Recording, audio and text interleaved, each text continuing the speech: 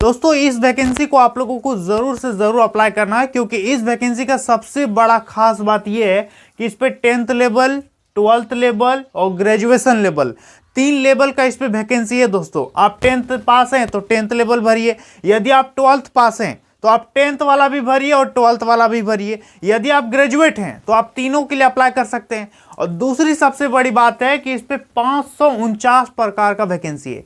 एक विभाग में भर्ती नहीं आया है, कई विभाग में, कई मंत्रालय में बहुत सारा भर्ती मिला करके दोस्तों एक वैकेंसी निकला है जिसका नाम है एसएससी फेज 11। टोटल सीट 5369 है। अब एसएससी फेज 11 होता क्या है, सबसे पहले इसको समझ लीजिए। जैसे कि आपको पता है कि हमारे भारत में कितना तरह का विभाग है, कितना तरह का मंत्रालय है, कहीं से 10 वैकेंसी, कहीं से 15 वैकेंसी, कहीं 20 वैकेंसी, कहीं 1 वैकेंसी।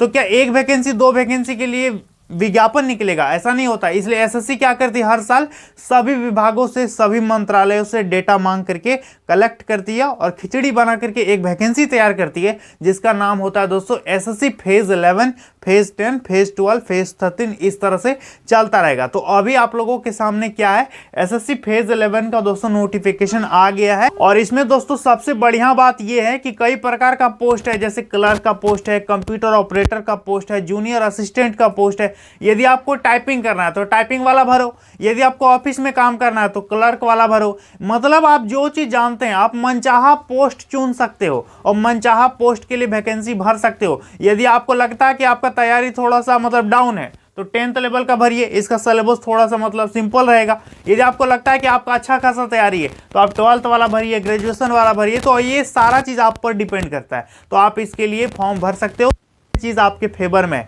और सिलेक्शन प्रोसेस भी काफी मस्त है। तो चलिए दोस्तों वीडियो को स्टार्ट करते हैं, कंटिन्यू लास्ट तक बने रहिएगा। देखिए विभाग आपने समझ लिया, इसमें विभाग बताने की कोई जरूरत नहीं है क्योंकि एक विभाग में भर्ती नहीं है, कई प्रकार का विभाग है, कई प्रकार का मिनिस्ट्रीज है।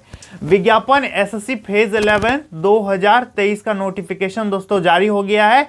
6 तारीख से ऑनलाइन चालू है, 6 मार्च 2023 से, और चलेगा दोस्तों 27 मार्च 2023 तक इसका ऑनलाइन अप्लाई होगा। 6 तारीख से लेकर के 27 तारीख तक, ठीक है। और 5 अप्रैल तक आप सुधार कर सकते हो, लेकिन गलत ही क्यों करोगे जो सुधार करोगे। बढ़िया से फॉर्म को एकदम ध्यानपूर्वक भरिएगा। योग्यता देख लीजिए, 10th, 12th और ग्रेजुएशन वाले भर सकते हैं। टोटल पोस्ट 5369 है दोस्तों। ये टोटल सीट है और इतना प्रकार का वैकेंसी है, 549 प्रकार का वैकेंसी है, एक प्रकार का नहीं है, 549 प्रकार का सीट है। उम्र सीमा देख लीजिए, कम से कम आपका 18 होना चाहिए सभी पोस्ट में, और सभी पोस्ट में हायर एज जो है अलग अलग मांगा है। किसी पोस्ट में दोस्तों आपका 25 साल, किसी में 30 साल, और हाँ यदि आप SC ST हैं तो 5 साल छूट मिलेगा, OBC हैं तो 3 साल का आपको एज में छूट देखने को मिल जाएगा, लेकिन कम से कम 18 तो आपका होना ही चाहिए। और बाकी पोस्ट वाइज है।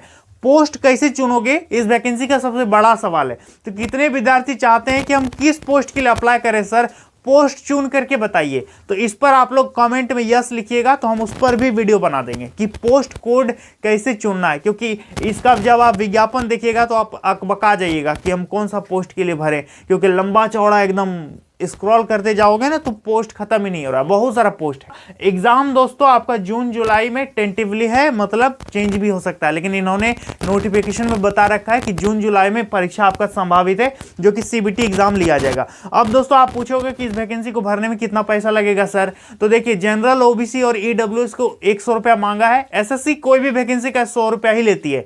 बाकी यदि आप SC ST हैं, फीमेल है, तो आपका इस पे पैसा देने की जरूरत नहीं है, इनका फ्री में फॉर्म फिलअप हो जाएगा, 100 रुपया और 00। यहां तक क्लियर है। ये दोस्तों वैकेंसी का हमने आपको क्राइटेरिया बता दिया। अब यहां पर बात करेंगे कि एग्जाम कहां पर होगा।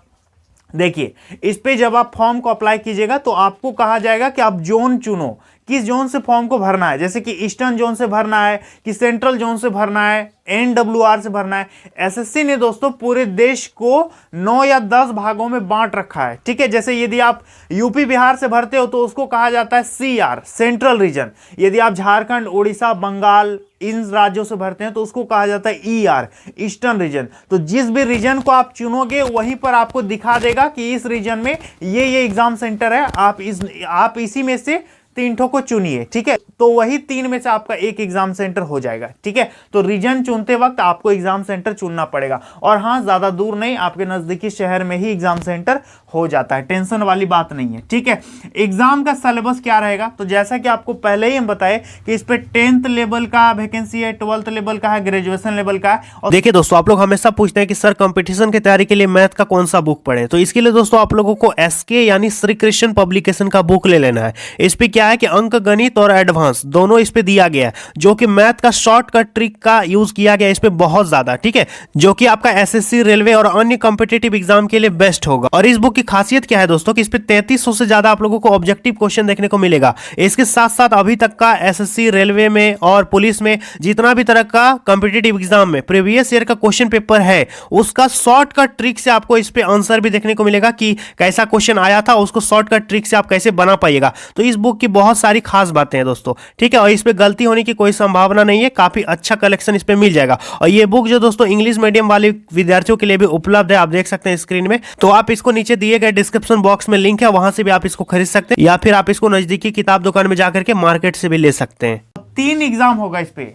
10th वाला यदि आप फॉर्म भरोगे तो आप केवल इसका एग्जाम दीजिएगा। यदि आप 12th वाला भी भरोगे तो आपको 2 एग्जाम देना होगा। यदि आप तीनों भरते हैं, 3 एडमिट कार्ड जारी होगा, 10th लेवल का अलग, 12th लेवल का अलग और ग्रेजुएशन लेवल का अलग। और 3 सीबीटी यानी कंप्यूटर बेस्ड आपका एग्जाम दोस्तों कंडक्ट करवाया जाएगा आपके नजदीकी शहर में। तो यदि आप 10th पास हैं तो इसके लिए भरना, 12th पास हैं तो इसके लिए भरना, मतलब यदि तीनों एलिजिबल है तो 3 आपको एग्जाम देना होगा और 3 एडमिट कार्ड आपका आएगा। समझ में आ गया। अब यहां पर देखिए दोस्तों, तीनों में सिलेबस सेम ही रहेगा, लेकिन क्वेश्चन का लेवल बढ़ जाएगा। जैसे कि यदि आप 10th लेवल भरते हैं तो इतना ही क्वेश्चन पूछेगा, इतना ही टाइम मिलेगा, लेकिन क्वेश्चन का लेवल दोस्तों डाउन रहेगा। यदि ग्रेजुएशन वाला भरते हो तो उस पर थोड़ा सा टफ क्वेश्चन पूछेगा। ठीक है, लेकिन क्वेश्चन का इतना ही रहेगा। जैसे कि जीके और करंट अफेयर्स 25 क्वेश्चन रहेगा, 50 नंबर, प्रत्येक क्वेश्चन 2-2 नंबर का होगा। ठीक है, मैथ जिसको एसएससी क्या बोलती है, क्वांटिटेटिव एप्टीट्यूड, इससे रहेगा 25 क्वेश्चन, 50 नंबर। रीजनिंग से रहेगा 25 क्वेश्चन, 50 नंबर। और इंग्लिश, जनरल इंग्लिश रहेगा 25 क्वेश्चन, 50 नंबर। तो 50 50 50 50 कितना हो गया, 200 मार्क्स दोस्तों इस पे टोटल हो गया, 100 क्वेश्चन हो गया। टाइम मिलेगा 60 मिनट, 1 घंटा आपको पूरा इस पे टाइम दिया जाएगा सीबीटी एग्जाम में। ठीक है, और 0.50 का नेगेटिव मार्किंग इस पे है। 4 क्वेश्चन को गलत कीजिएगा तो 2 नंबर आपका सीधा तौर पर कट जाएगा, सही वाला। ठीक है, माइनस मार्किंग है, याद रखिएगा। क्वेश्चन को अटेम्प्ट करते वक्त आपको याद रखना है कि मेरा यदि हम गलत बना देंगे तो मेरा नंबर घट जाएगा, तो सोच समझ करके आपको बनाना है। तो 0.50 का नेगेटिव मार्किंग है। ये इसका सिलेबस है दोस्तों। 10th लेवल में भी यही सिलेबस है, 12th का भी, ग्रेजुएशन लेवल का भी यही है, लेकिन क्वेश्चन का लेवल अंतर रहेगा। समझ में आ गया। अब सिलेक्शन का प्रोसेस क्या रहेगा, चयन प्रक्रिया समझिए। सबसे पहले तो आपका रिटन एग्जाम होगा, लिखित परीक्षा होगा जो कि सब में होगा। इसके बाद skill test, typing test, computer etc, मतलब जो भी आप पोस्ट चुनिएगा उसके बगल में लिखा रहेगा कि इस पे क्या होगा। सीधा एग्जाम होगा और कागज पत्र चेक होके ज्वाइनिंग हो जाएगा। किसी पोस्ट में रहेगा कि इस पे टाइपिंग है, किसी पोस्ट में रहेगा कि इस पे ये है, किसी पोस्ट में रहेगा कि इस पे ये है। मतलब जिस भी पोस्ट को आप चुनोगे ना भरने के लिए, फॉर्म भरते समय, उस पर दिखा देगा कि इस पे क्या क्या है। इस पे टाइपिंग है, यदि आपको नहीं आता तो उसको छोड़ दो, दूसरा चुनो।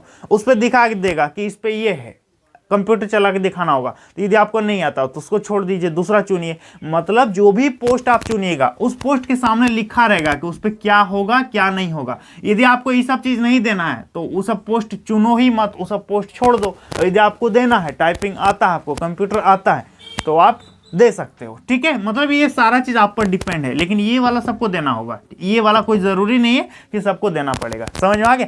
इसके बाद आपका डॉक्यूमेंट वेरिफिकेशन होगा, यानी डीवी होगा, कागज पत्र चेक होगा, जो कि हर वैकेंसी में नॉर्मली होता ही होता है। और बाकी फिर आपका इस पे ज्वाइनिंग हो जाएगा। आपका किस पोस्ट में नौकरी मिलेगा, कौन विभाग में मिलेगा, ये अभी कहना मुश्किल है।